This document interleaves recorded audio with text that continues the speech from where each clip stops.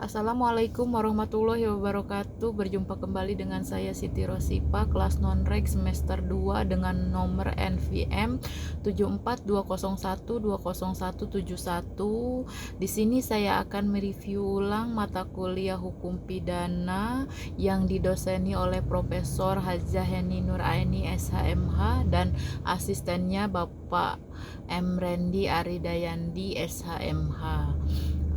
Di sini tugas review pertemuan hukum pidana yang ke-8 bab 6 tentang kesalahan atau pertanggungjawaban pidana bagian 1.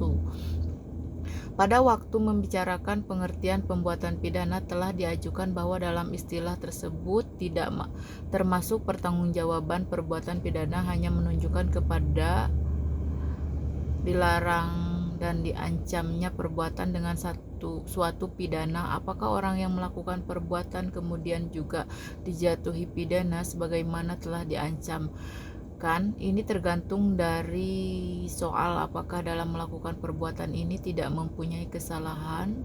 Sebab asas dalam pertanggungjawaban dalam hukum pidana ialah tidak dipidana jika tidak ada kesalahan atau Grand Strafzoner School Actus non fec resum nisi mens sisre.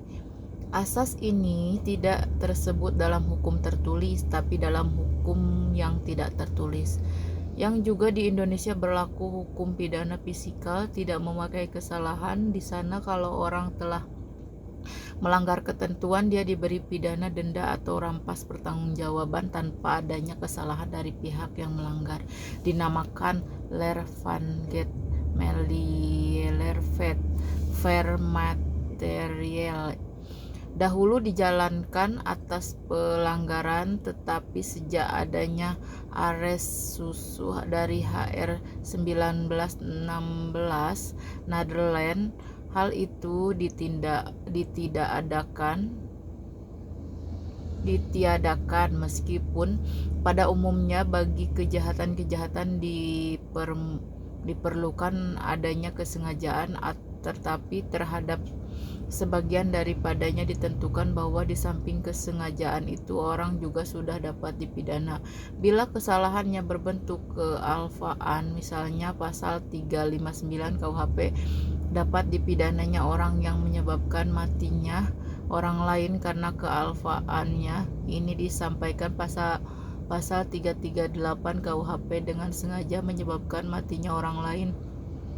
Ada juga yang mengatakan bahwa kesengajaan adalah kesediaan yang disadari untuk memperkosa suatu objek yang dilindungi oleh hukum, dan kealfaan adalah kekurangan perhatian terhadap objek tersebut dengan tidak disadari. Jadi dapat ditarik kesimpulan bahwa kesalahan yang berbentuk kesengajaan dan yang berbentuk kealfaan itu adalah soal gradasi, meskipun lebih tepat jika dikatakan berlainan jenis.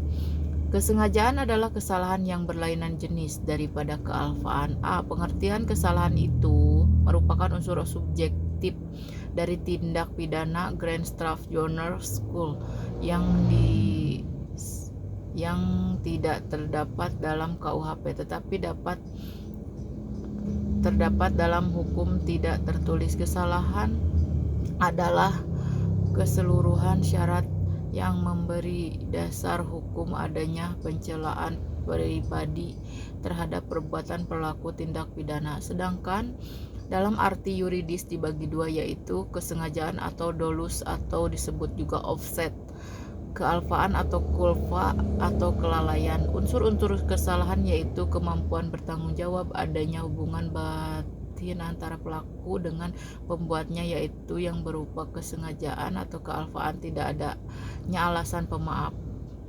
B. Pengertian kesengajaan atau dolus atau offset. Dalam KUHP tidak ada definisi tentang kesengajaan, tetapi dalam MPT kesengajaan diartikan dengan menghendaki dan mengetahui atau willen atau weten.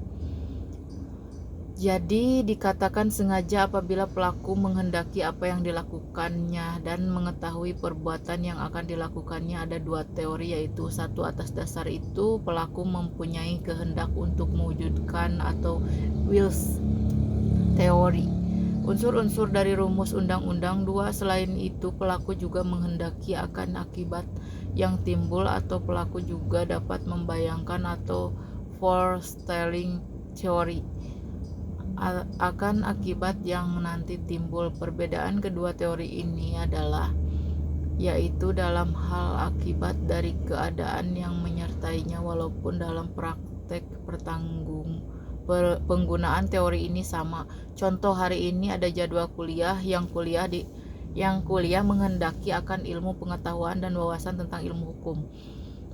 Satu, kesengajaan dengan maksud bertujuan, offset eis make dolus directus, untuk mencapai tujuan, yaitu bentuk kesengajaan yang paling sederhana di mana pembuat pelaku ditunjukkan untuk menimbulkan perbuatan yang dilarang dan pelaku menghendaki perbuatan tersebut beserta akibatnya. Contoh, A menempeleng B dengan maksud dengan maksud agar B merasa sakit dan kapok untuk tidak berbohong lagi.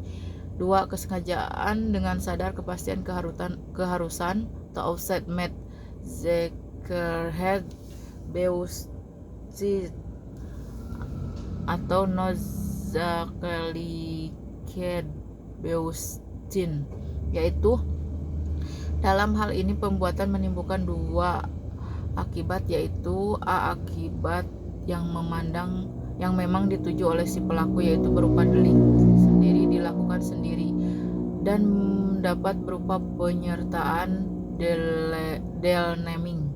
B, akibat yang tidak dikehendaki tetapi merupakan keharusan dalam mencapai tujuan, sehingga akibat ini pasti terjadi. Timbul. Contoh, A hendak membunuh B dengan menembakkan pistol sementara B sedang duduk di balik kaca restoran. Penembak terhadap B pasti akan memecahkan kaca milik restoran itu. Terhadap pecahnya kaca ada kesengajaan dengan sadar keharusan dari si pelaku, pasal 406 KUHP.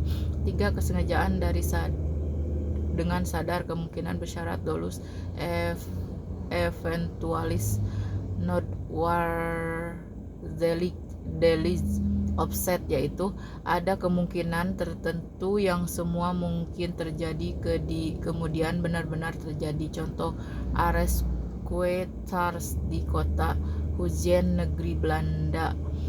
Sekian dan terima kasih. Mohon maaf bila banyak kesalahan dalam pengucapan. Billahi taufiq wal hidayah. Wassalamualaikum warahmatullahi wabarakatuh.